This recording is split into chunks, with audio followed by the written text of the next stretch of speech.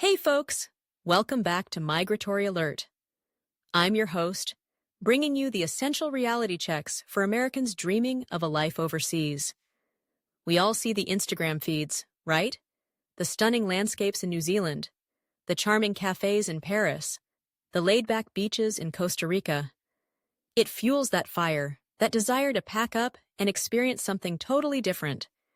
And a huge part of that dream involves, actually, being allowed to live there.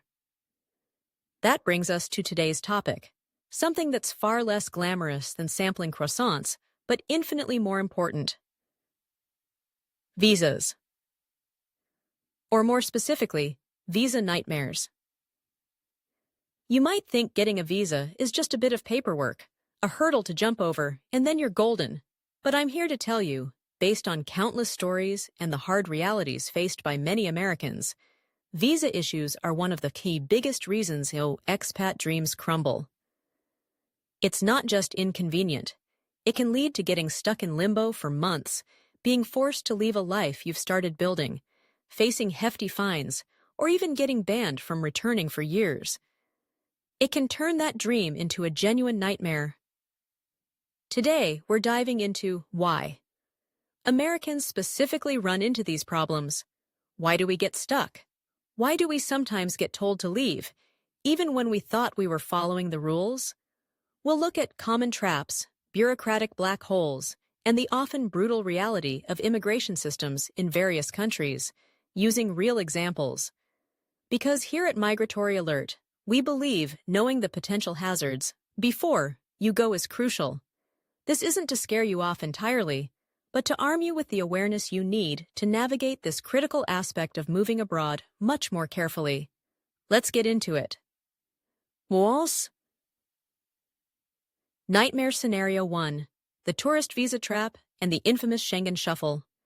This is probably the most common entry point for Americans exploring life abroad, especially in Europe, and it's ripe for misunderstandings. We, as Americans, are fortunate to have visa-free access for short stays, usually 90 days, to many desirable countries, including the entire Schengen area, in Europe, which covers most of Western and Central Europe, places like France, Germany, Italy, Spain, Portugal. The list goes on. The ease of entry lulls people into a false sense of security. The nightmare begins when Americans misunderstand or try to bend the rules, specifically the Schengen 90 Hinants 180-day rule. This rule means you can be in the entire Schengen zone for a maximum of 90 days within any 180-day rolling period. Here's the trap. Misunderstanding the zone. Many Americans mistakenly believe it's 90 days per country. Absolutely wrong. It's 90 days total across all participating Schengen countries. Spend 30 days in France, 30 in Italy, and 30 in Spain. You've used your 90 days. You must leave the entire zone. Miscalculating the rolling period. It's not just 90 days, then reset. It's any 180-day window. You need to look back 180 days from today, or your planned exit date, and count how many days you were inside the zone during that period. Exceeding 90 days in that backward-looking window is an overstay. There are online calculators to help, but you have to track your entry and exit dates meticulously. The futile border hop. Thinking you can just pop over to a non-Schengen country for a weekend, like the UK, Ireland, or Croatia, before it fully joined Schengen rules if applicable, or Morocco, and then come back to reset your 90 days? Nope. That doesn't reset the 180-day clock. You still need to ensure your total days within the zone over the relevant 180-day period don't exceed 90. Ignoring the consequences. What happens if you get caught overstaying? It's not usually a slap on the wrist. You can face significant fines upon exit, potential deportation. Imagine being escorted onto a plane, and critically, an entry ban to the entire Schengen area, often lasting 1 to 5 years or even longer. This ruins not just future vacations, but any plans for potentially moving to Europe legally later on. Mati. The alert. Treat the Schengen 90 Bowls in 180 rule with absolute respect. Track your days like a hawk using a spreadsheet or app. Understand it's zone-wide. Do not assume you can bend the rules. Official EU immigration portals and the embassy websites of individual Schengen countries have information on this rule. Read it carefully. Your passport stamps are evidence. Don't gamble with this one. Nightmare Scenario 2. The wrong visa dilemma. Applying from abroad versus in-country. Okay, so you're smart. You know you can't stay long-term on a tourist visa or waiver. Your plan is to arrive in, say, Spain or Thailand, find a job or decide to study, and then apply for the appropriate work or student visa from within the country. Makes sense, right? More flexible? Wrong. This is a classic American assumption based on our own system's relative flexibility sometimes. Many countries have rigid rules stating that you must apply for specific long-term visas, like work, student, or residency visas, from your country of citizenship or legal residence, i.e., the USA. Before you travel, the nightmare unfolds when you land. Start your apartment hunt, maybe even enroll in language classes, only to discover you can't actually switch your status from tourist to resident, worker, student from inside the country. Examples. This is a common issue across the board. The UK, for instance, generally requires applications for its skilled worker visa or student visa to be made from outside the UK. Australia has very specific rules about which visas can be applied for onshore versus offshore. Many EU countries, like Germany or France, often require Americans applying for long-term national visas, Type D, needed for work or residency permits to do so via the German or French embassy consulate in the United States before departure. Trying to switch from a Schengen short-stay status can be impossible or incredibly restricted. While some exceptions might exist, like specific postgraduate student scenarios in some places, you absolutely cannot assume flexibility. The consequences. You might be forced to abandon your plans, pack up, fly back to the U.S. at great expense, and start the entire application process from scratch, waiting potentially months for approval before you can return. Or, you might overstay your tourist limit while trying to figure things out locally, leading back to Nightmare Scenario 1. You waste time, money, and emotional energy. The alert. Before you even book a flight with the intention of staying long-term, research the exact application procedure for the specific visa you need for your target country. Check the official embassy or consulate website of that country in the United States. Look for sections on applying for a visa or specific visa categories. It will usually state clearly whether applications must be lodged from abroad. Do not rely on blogs or forum posts saying, "Oh, I just switched." Rules change, and individual circumstances vary. Verify with the official source. Nightmare Scenario 3. The proof of income, financial means. Hurdle. This one trips up retirees, freelancers, remote workers, and anyone applying for visas that aren't tied to a specific local job offer. Many countries offer visas for people who can support themselves financially without working locally. Think retirement visas, non-lucrative residency visas, or the newer digital nomad visas. Sounds great for Americans with pensions, savings, or remote U.S. income, right? The nightmare is discovering the financial requirements are way higher, more specific, or differently defined than you anticipated. High thresholds. The amount of monthly income or savings required can be substantial. Spain's popular non-lucrative visa, for example, requires proof of passive income or savings, typically amounting to 400% of Spain's IPREM indicator, a public income reference, per year for the main applicant, plus more for dependents. This can easily be 30,000 plus in passive income savings shown annually. Portugal. D7, passive income, and D8, digital nomad visas also have specific minimum income requirements tied to the Portuguese minimum wage, often needing proof of stable income significantly above that minimum.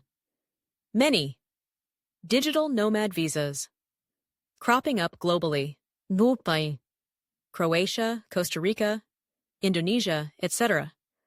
often require proof of monthly remote income exceeding $2,000, $5,000 consistently, often proven over the last 6-12 months. Passive versus active. Income. Some visas, particularly non-lucrative or retirement types, like in Spain or France, sometimes, may strictly require the income to be passive, pensions, investments, rental income, and might explicitly forbid you from working remotely, even for a foreign company. They want to ensure you won't compete in the local job market and have truly independent means. Americans earning good money from remote U.S. jobs might find themselves ineligible for these specific visa types. Nangi, proof instability, the freelancer's bane.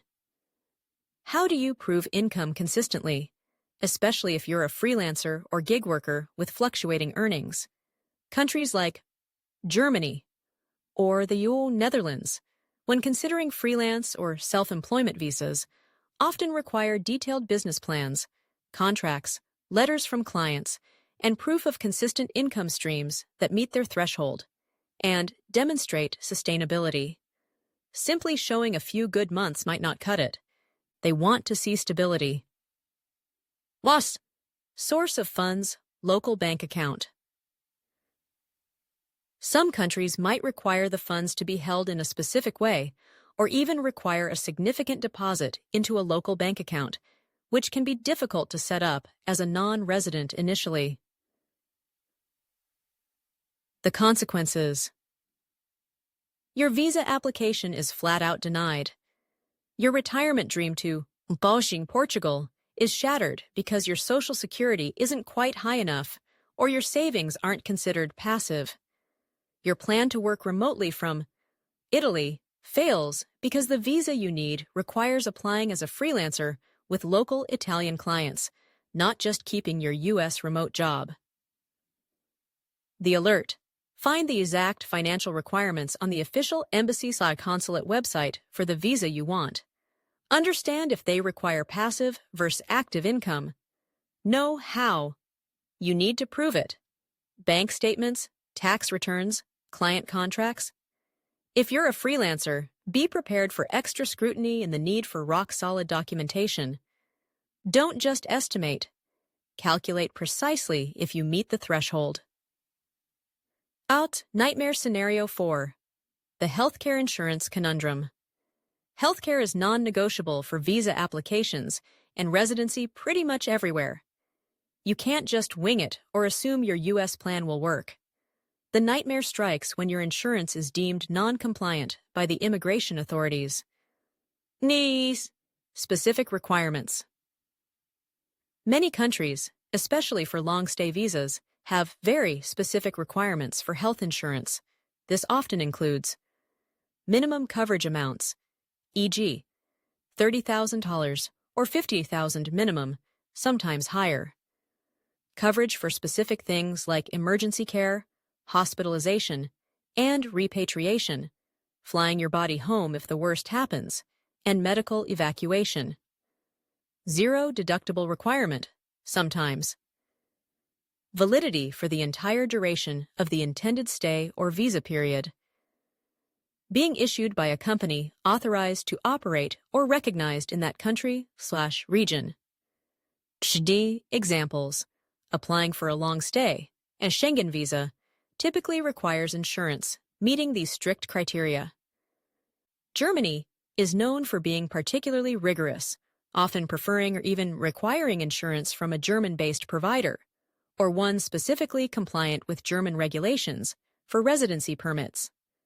Students going to Australia usually need specific overseas student health cover, OVHC, from approved providers. Retirees moving to Mexico might need substantial private insurance, as accessing public systems can be complex initially. Travel insurance versus expat health insurance. Basic travel insurance you buy for a vacation is almost never sufficient for a long-stay visa or residency application. You need comprehensive expat health insurance. Renewal issues. Even if you get the initial visa, if your insurance lapses, changes, or no longer meets the requirements upon renewal, your residency renewal can be denied. Thus, the consequences. Visa application denied. Renewal denied. Being forced to scramble and buy expensive last-minute insurance, if even possible. Or worse, being improperly insured when a real health crisis hits abroad. The alert. Research the exact health insurance requirements for your specific visa category and country on the official government/embassy website. Don't just buy the cheapest plan you find online.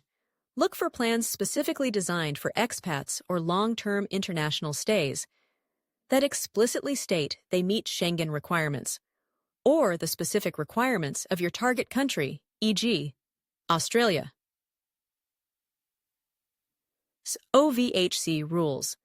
Get proof of coverage documentation that clearly outlines what's covered, the amounts, and the validity period. Nightmare Scenario 5. Renewal Roulette and the Ever-Changing Rules.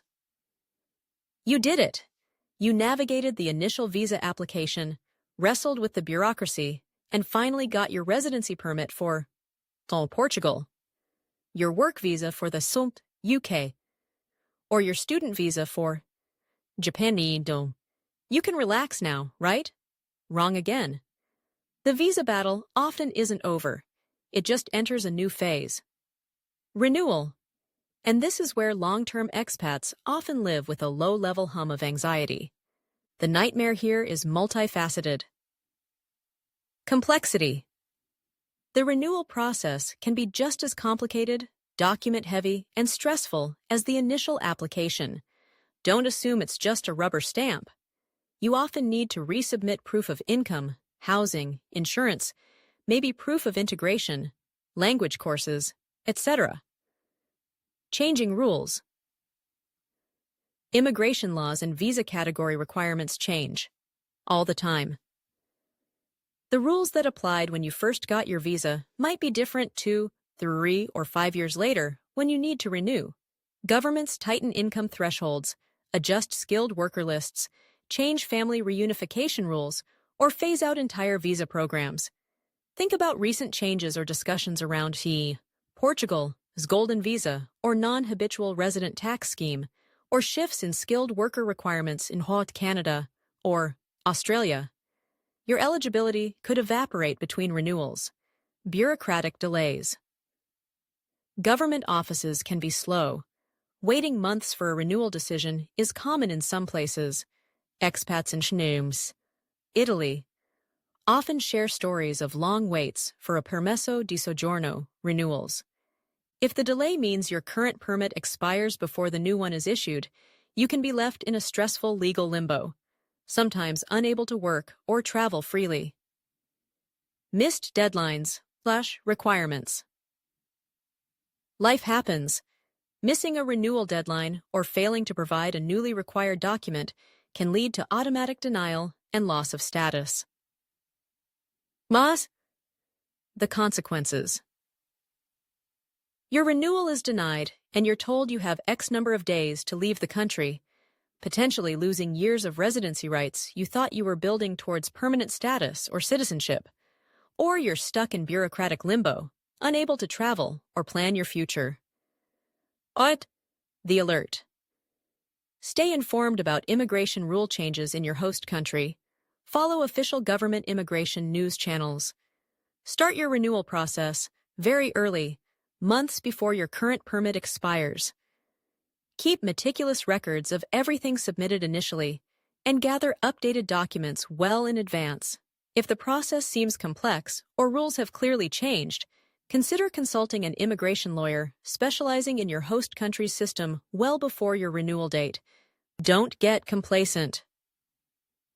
Nightmare Scenario 6. The Working Illegally Trap. Yes, even remotely. With the rise of remote work, many Americans think they can just pack their laptop, head to Bali, Medellin, or Lisbon on a tourist visa and keep working for their U.S. employer without any issues. They'll never know, right? Or, it's not like I'm taking a local job. This is a dangerous assumption and an increasingly common visa nightmare. Working, even remotely for a foreign company, while in a country on a tourist visa or visa waiver, is typically illegal. You are violating the terms of your entry, which is usually for tourism or short business meetings, only, not for engaging in employment. Increased enforcement. Countries are becoming much more aware of and stricter about illegal remote work. Thailand has cracked down periodically. Indonesia, Bali, has made headlines deporting influencers working illegally. Many European countries implicitly or explicitly forbid remote work on tourist status. The existence of specific digital nomad visas is proof that countries want you to use the legal channel, which usually involves proving income and potentially paying local taxes. How you get caught. Thinking they won't know is naive. Immigration officials can ask pointed questions at borders about the purpose of frequent or long stays. Bank activity showing regular U.S. salary deposits might raise flags if applying for local services. Tax authorities might investigate if you establish residency patterns. Sometimes, landlords or neighbors report suspected illegal work. The consequences. If caught, you face deportation, potentially significant fines, and an entry ban that could last years, damaging your ability to travel not just to that country, but potentially others that share immigration data. The alert. If you plan to work remotely while living abroad long-term, you need to do it legally. Research countries offering digital nomad visas, like Portugal, Spain, Croatia, Costa Rica, Indonesia, etc., and see if you qualify and are willing to comply with their requirements, income thresholds, insurance, potential tax obligations, or explore freelance, self-employment visas if applicable, like in Germany, or the Netherlands, which often require more complex applications and proof of business viability. Do not work illegally on a tourist visa. The risks are increasingly high. Nightmare Scenario 7. Bureaucratic black holes and lost applications. Sometimes, the nightmare isn't about a specific rule you broke, but about the sheer inefficiency, opaqueness, or seeming randomness of the bureaucratic process itself. The experience. You submit your perfectly compiled application package. Weeks turn into months with no word. You try to call, but nobody answers, or you get transferred endlessly. You email, maybe get an automated response, maybe nothing. Different officials give you conflicting information. Your application gets lost. You're asked for documents you already submitted. Processing times stretch way beyond the official estimates. Language barriers exacerbate everything, leading to critical misunderstandings. Where it happens. Honestly, bureaucratic inefficiency can happen anywhere, even in highly developed countries.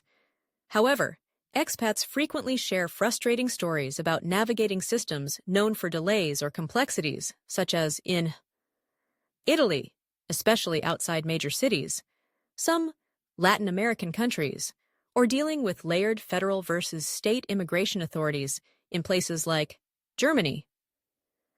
The consequences: extreme stress and anxiety, months or years of your life in limbo. Your current temporary status might expire while you wait, creating legal problems. You might miss job opportunities or important life events because you can't travel. The alert. While you can't always control bureaucracy, you can mitigate the risks. Keep immaculate copies, digital and physical, of every single document you submit. Use registered mail or courier services with tracking for submissions. If possible, get receipts or confirmation of submission. Be persistent but always polite in your follow-ups. Learn key phrases in the local language or hire translators for crucial appointments. If things go seriously wrong or drag on excessively, consulting a local immigration lawyer might be the only way to get traction. Patience is required, but so is diligence. Bringing it all together. Key advice to avoid visa nightmares. Okay, we've covered a lot of potential nightmares. Visas are the gatekeepers to your life abroad, and they demand your utmost attention and respect for the rules rules that are often complex, constantly changing, and very different from what we're used to in the US. Assumptions are your worst enemy here. So, how do you avoid these nightmares? 1. Start research early. Like 6 months to a year before your planned move. Visa processes take time. 2. Trust only official sources. Government immigration websites, embassy/consulate websites for your target country in the USA. Do not rely solely on blogs, forums, or Facebook groups for definitive rules. Use them for experiences, but verify rules officially. 3. Identify the right visa. Understand the specific category you need: work, student, retirement, non-lucrative, digital nomad, family reunification, and its exact requirements and application procedure. Apply from home versus in-country. 4. Never overstay. Track your visa-free days, like Schengen 90/180, meticulously. Know your visa expiry date and renewal deadlines. Overstaying is immigration violation number 1. 5. Assume nothing is simple or flexible. Expect complexity. Expect rules to be rigid. Expect processing times to be long. Plan accordingly. 6. Budget for the unexpected. Factor in potential costs for visa fees, document translations, medical exams, required insurance, potential trips back home to apply, and maybe even immigration lawyer fees. 7. Document everything. Keep copies of all applications, supporting documents, receipts, correspondence, passport stamps. Back them up digitally. Navigating visas is arguably the least fun part of moving abroad, but doing it correctly is the foundation upon which your entire experience rests. Rushing it, cutting corners, or making assumptions can lead to disastrous consequences that derail your dream entirely. Phew!